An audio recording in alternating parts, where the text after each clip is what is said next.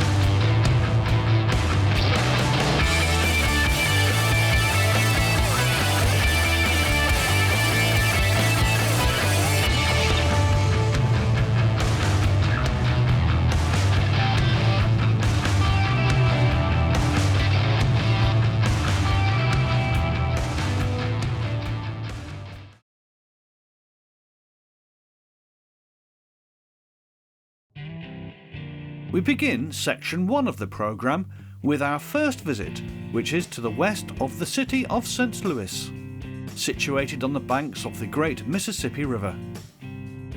But before we start, let's work out where we are. Our map here of the United States shows our two main filming positions covered in this programme. Situated in the northeast corner of the state of Missouri is St. Louis, our first stop. We then head southwest into Arkansas and to the Arkansas and Missouri Railroad before finishing the programme next to the KCS main line not far from Joplin. We begin in the northeast and to a number of locations to the west and inside of the city of St. Louis. We begin at Pacific, our furthest point west, after which we head east and to the suburban city of Kirkwood. Pacific lies on the current-day Union Pacific Railroad. The names, by the way, aren't related. The town was renamed Pacific from its original name of Franklin in 1859. Our filming position was around the road crossing just to the south of town.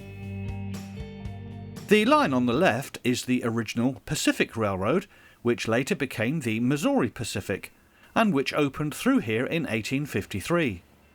The track on the right is the current-day BNSF line, and was again once part of the original Pacific Railroad that separated here and which became the Southwest Pacific Railroad, and then later the St. Louis and San Francisco Railroad from 1866 onwards. Heading a set of coal empties bound for the Powder River Basin are UP 5693, CSX number 5 and UP 8747.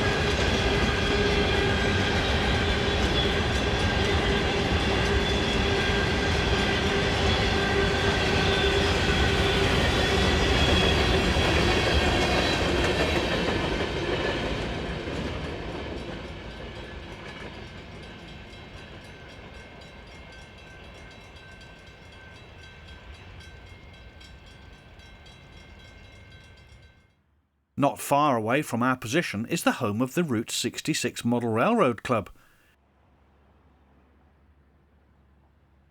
Above the town's buildings is a memorial commemorating the Battle of Pacific of 1864, when a Confederate brigade and Union divisions fought a swift battle for control of the settlement. Amtrak run a small number of passenger services along this line, operating under the banner Missouri River Runner. There are 2 return schedules each day. This is the 3:05 p.m. departure heading for Kansas City, behind Amtrak's new Siemens Charger, number 4631.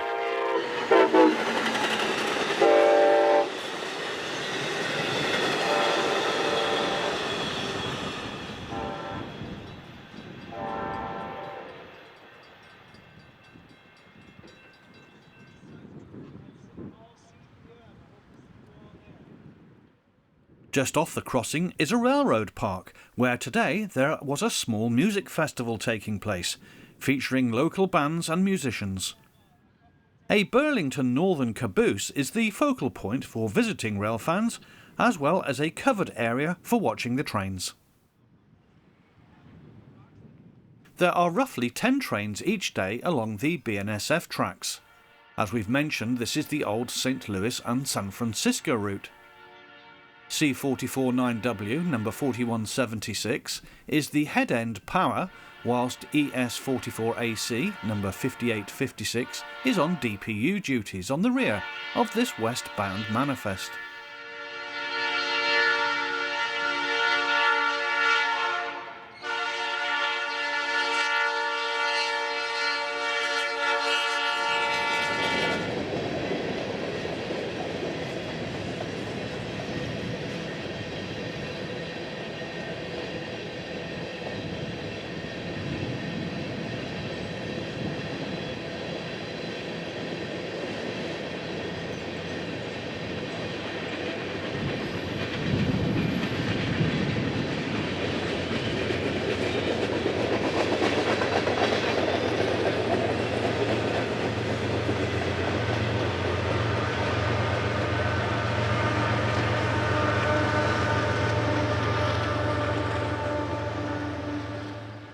The town runs right up to the tracks, but alas there is no depot for today's would-be rail passengers. There was a depot, which opened in 1882, but was abandoned in 1976 and torn down shortly after by the St. Louis and San Francisco Railroad, which was also known as the Frisco. The Frisco was purchased and absorbed by the Burlington Northern Railroad in 1980. Fighting the strong and gusty wind, our cameraman picked up another westbound manifest, this time of the UP variety. On point were a quartet of locomotives, led by number 2551.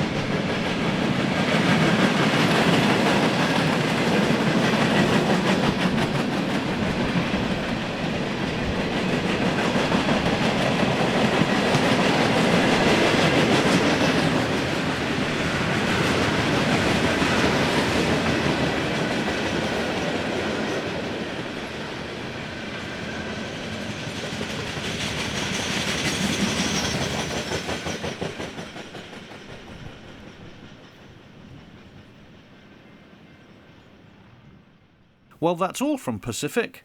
It was time for us to move on. Heading east, and we are at Kirkwood, just a few miles west of St. Louis. The city boasts one of the few remaining Amtrak depots on the St. Louis to Kansas City line that still remains open. The map here shows our filming position.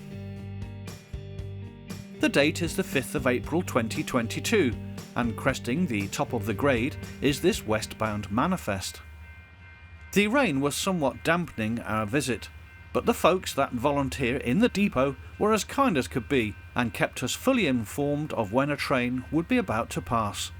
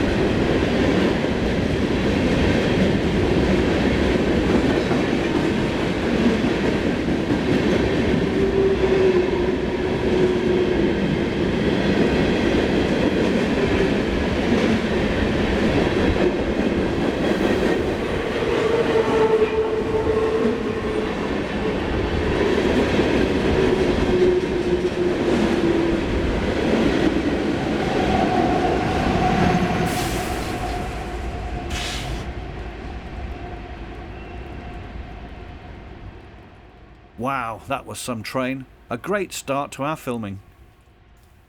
It was time for a quick coffee and a bite to eat from a nearby refreshment outlet while we awaited our next train.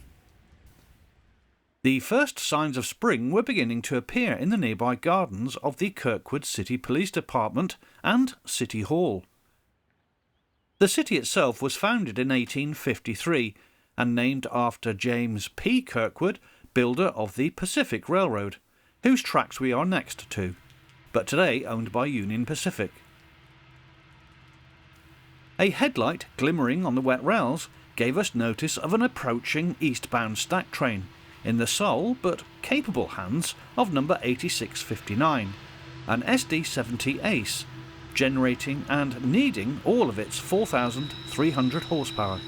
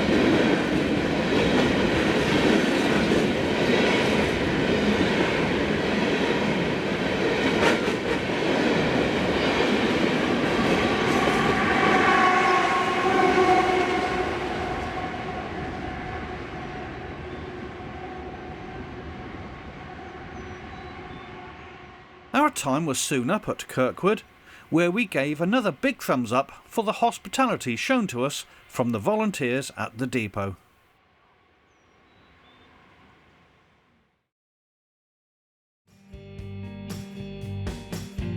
Moving east towards the city, we are just a mile from St Louis Union Station, at the small suburban platforms at Grand. The station is part of the 46-mile-long St Louis Metrolink light rail system, which sees regular trains to and from the St Louis suburbs. The map shows our two main filming locations. This is one of the few locations where you can witness both the UP and BNSF and also the metro routes running alongside each other. The Metro operates 87 light rail vehicles, all of which were built by Siemens between 1985 and 2005. They are type SD400 and SD460, built by the company for the North and South American markets. Rounding the curve on the UP tracks is this eastbound ballast train.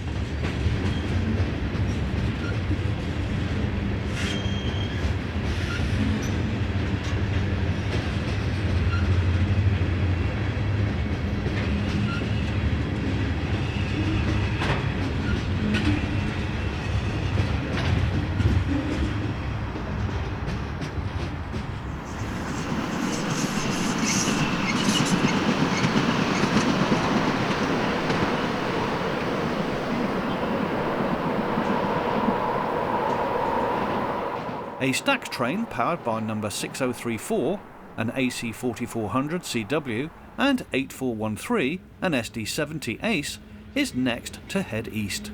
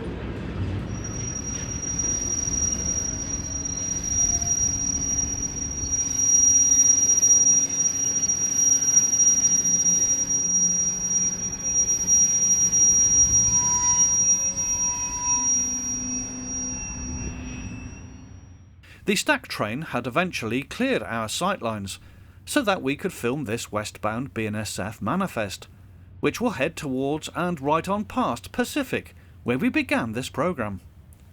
Power at the front is C44-9W, number 4199, SD70 ACE, number 8755, and AC4400CW, number 5712.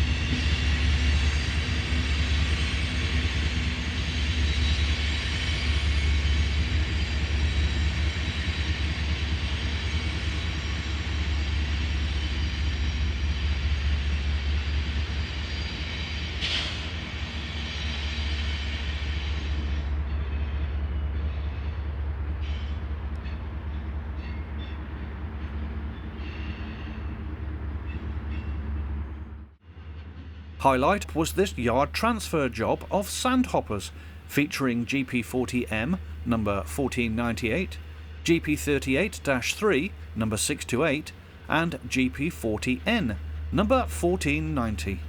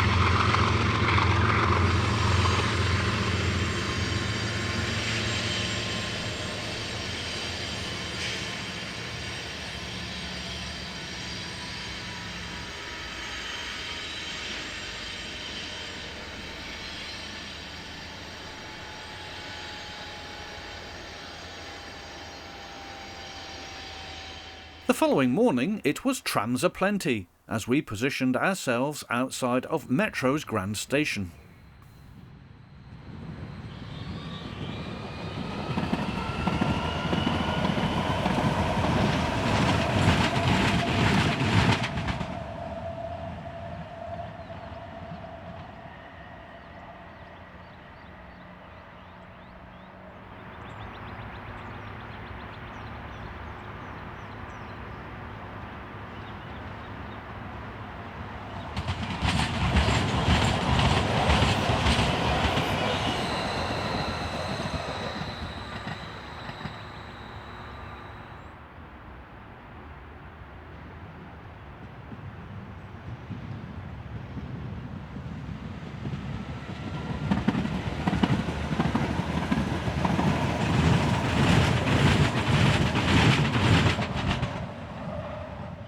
Amtrak's Genesis P42DC number 59 has charge of the eastbound Texas Eagle to Chicago.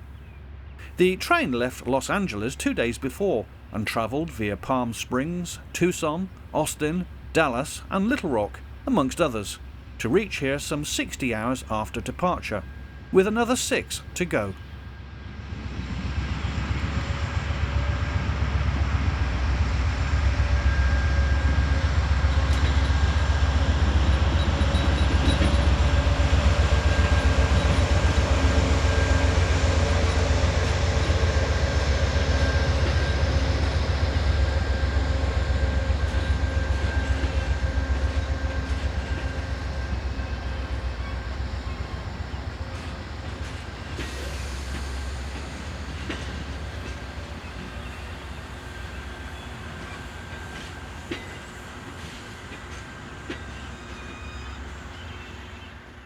It was difficult to film over the high fences at Grand, so we returned to Theresa Avenue, where camera work was much more easier.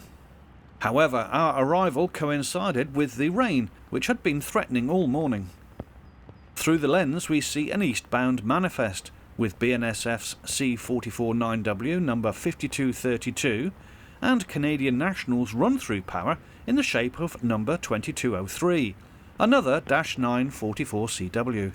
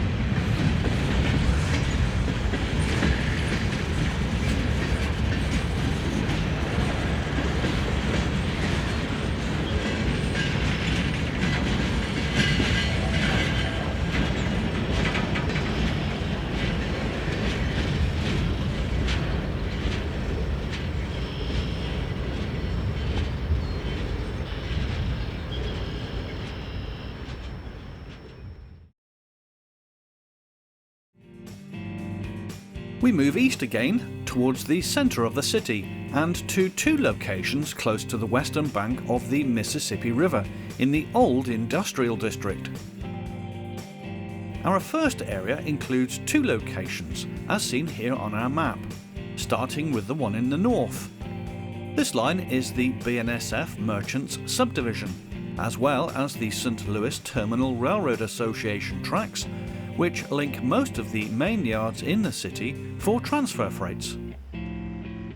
The route is busiest for loaded and empty coal trains, such as this example seen here behind a pair of SD70 Aces, number 8759 and 8561. Another one is on the back, acting as distributed power.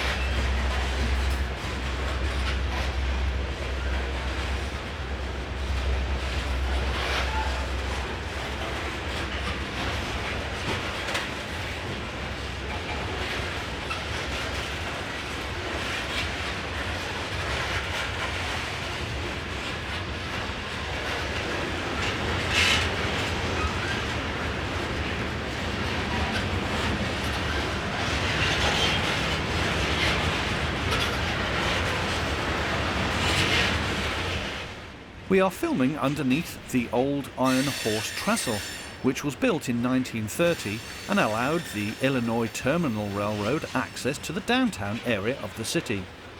It was once electrified for commuter trains, but was dewired after the last commuter train stopped using it in 1958. The trestle was last used by trains in 2004 and today is currently being recommissioned as a new bicycle and pedestrian byway.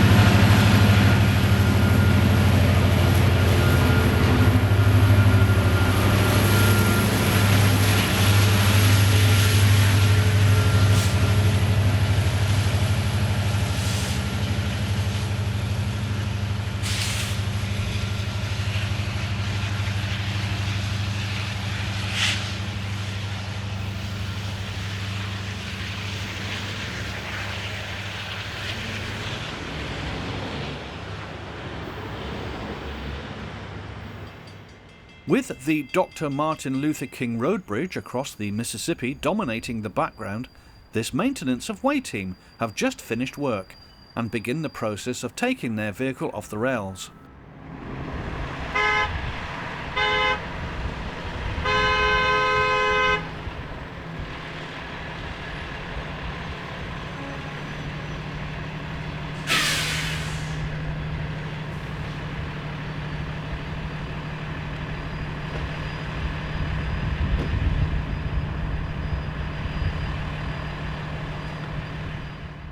The old warehouses prove a magnet for photographers, with views like this afforded to those who are willing to wait for the average of one train per hour which uses this line. Here a pair of Terminal Railroad Association's GP38-3s, numbers 2008 and 2005, power a Federal Railways Administration inspection car.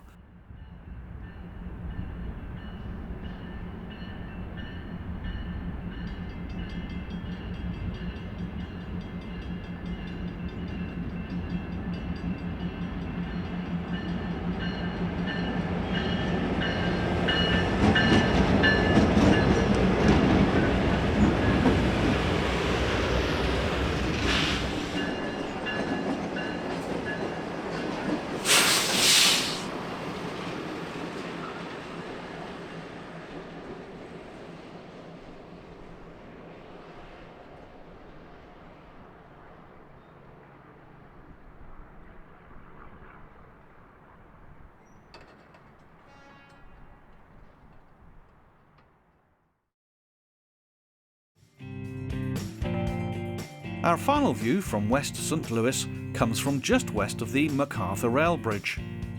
We'll look at East St. Louis in a future programme. Once again, our filming location can be seen here on our map. Taking the ramp up onto the bridge with an eastbound coal working are UPs 4507 and 8105, with rear-end DPUs being 8060 and 7831.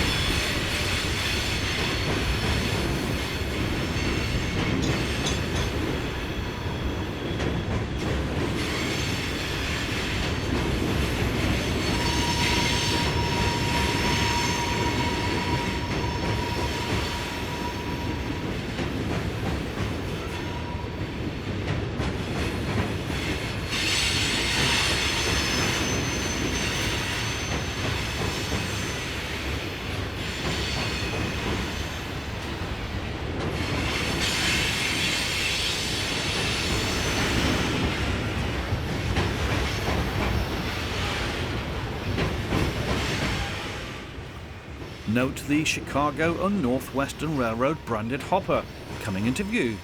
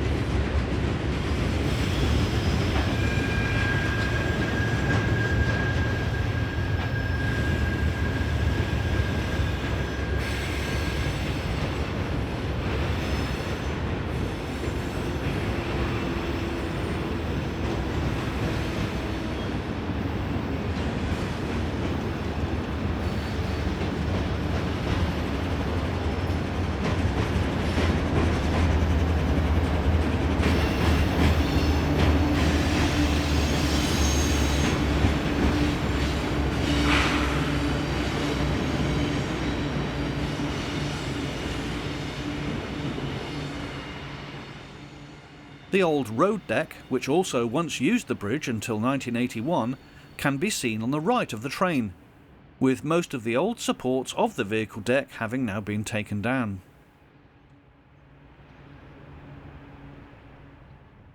Our last view from St. Louis in this programme sees the westbound Texas Eagle coming off the bridge, powered by P42DC number 68. A class which will soon be largely replaced by the Siemens Charger fleet of locos currently being delivered.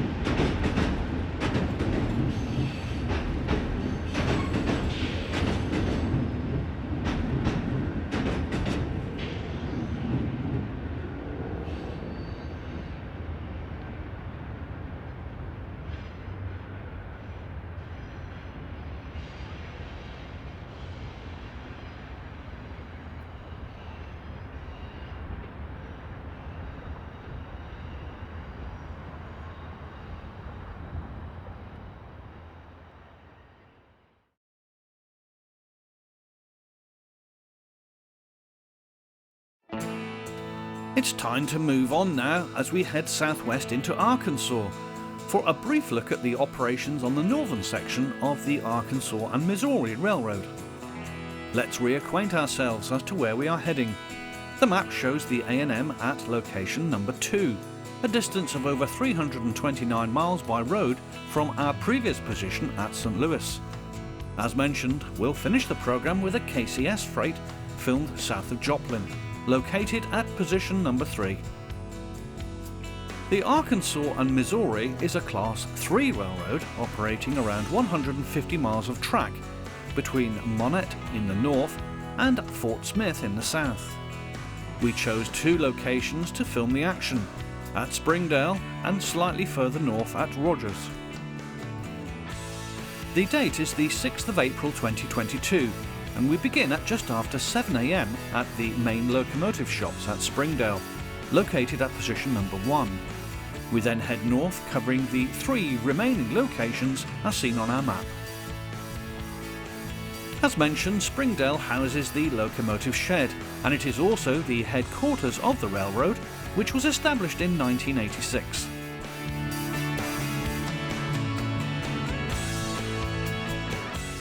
Number 12 was in the process of being sold and was lined up for collection. The loco is a Model T6 and was built in October 1959 by ALCO. Before use on the A&M, it was Norfolk and Western Railway number 46. Seen in the background are a number of other ALCO classes being made ready for their next turn of duty. This is number 32, one of a number of ALCO C424s found on the railroad, but the only one that is currently on the active roster. Poking its nose out is number 42, a C420 ALCO dating from December 1965.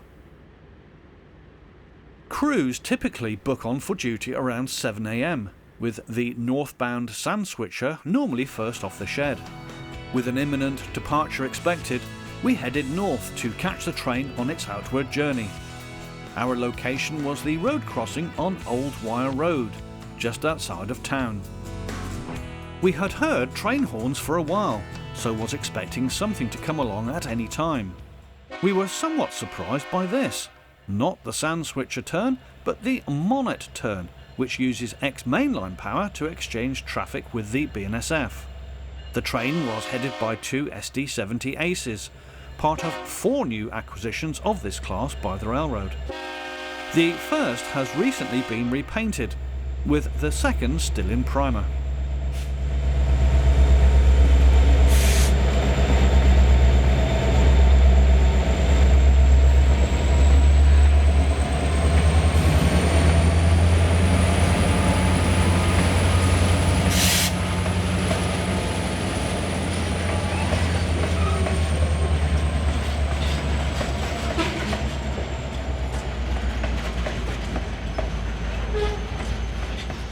Construction-grade sand is an important commodity for the railroad, with barges bringing in the product at Van Buren, which heads for 5 transloading facilities north of here. The sand cars at the front of the train will be cut out at various terminals between Rogers and Monnet.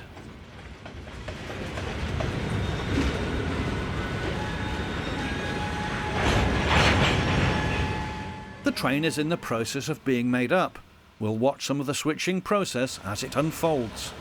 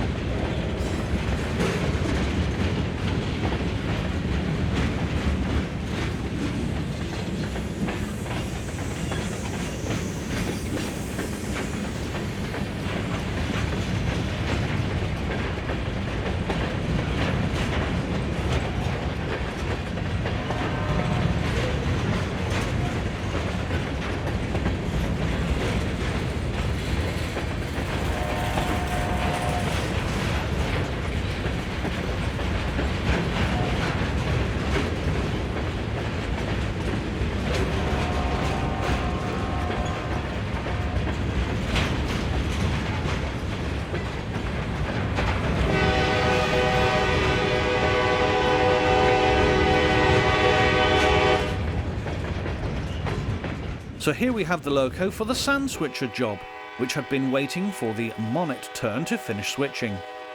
It was time for a fast car move to get ourselves back into the action.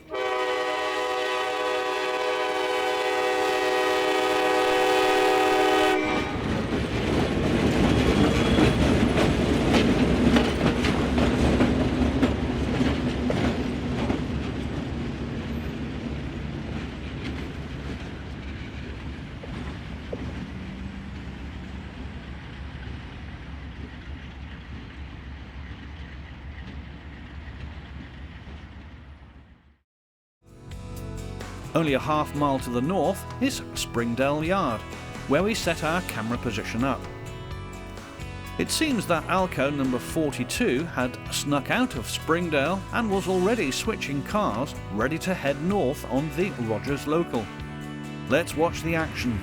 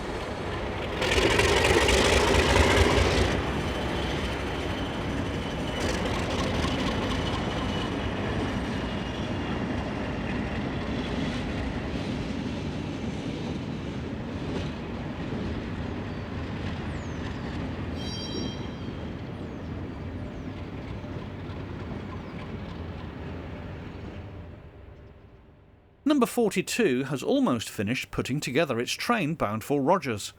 It just needs to get on the other end.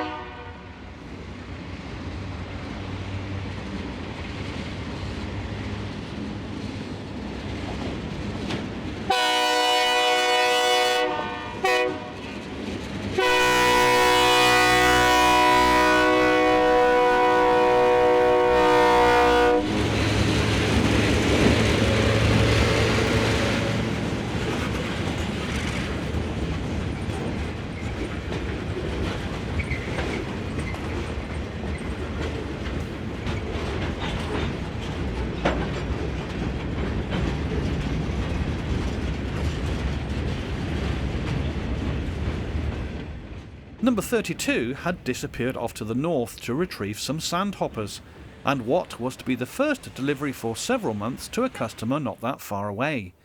It would soon be time for another fast car move.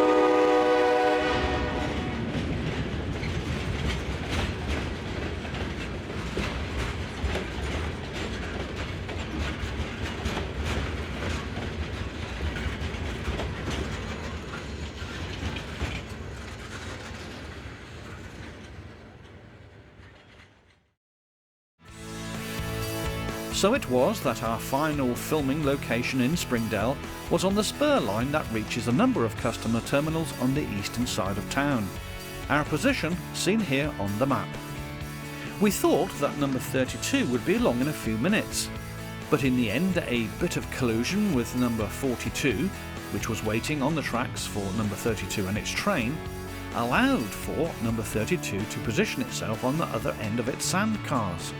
To reciprocate, number 32 then also manoeuvred the Rogers local so that number 42 could reattach onto the northern end of its train.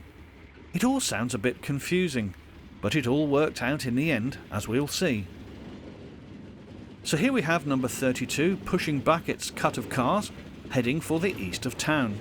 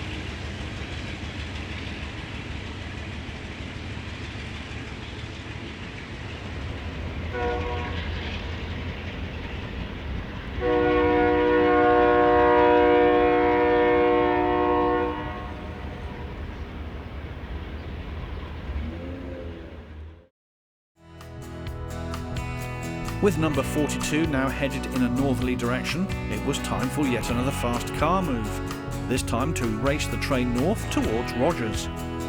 We caught the train in the town at a couple of locations seen here on our maps.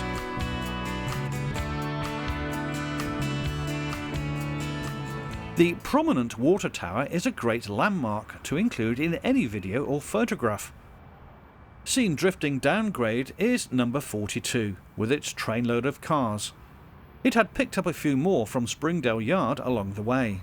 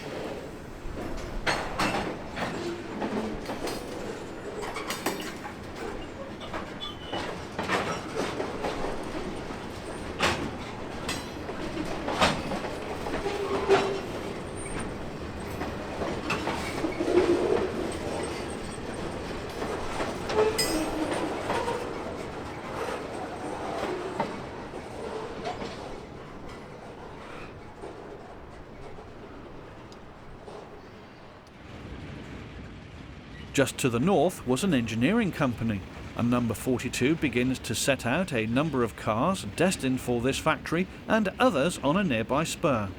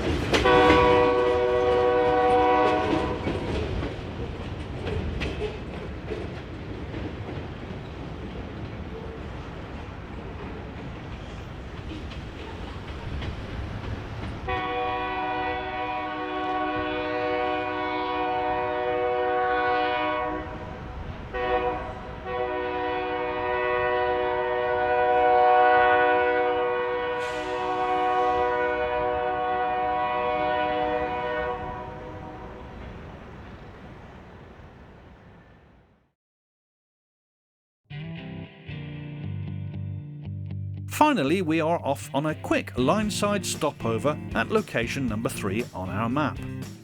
The spot is south of Joplin, close to Tipton Ford on the Kansas City Southern route between Texarkana and Kansas City. Numbers 4722 and 4777 round the curve on a northbound grain train.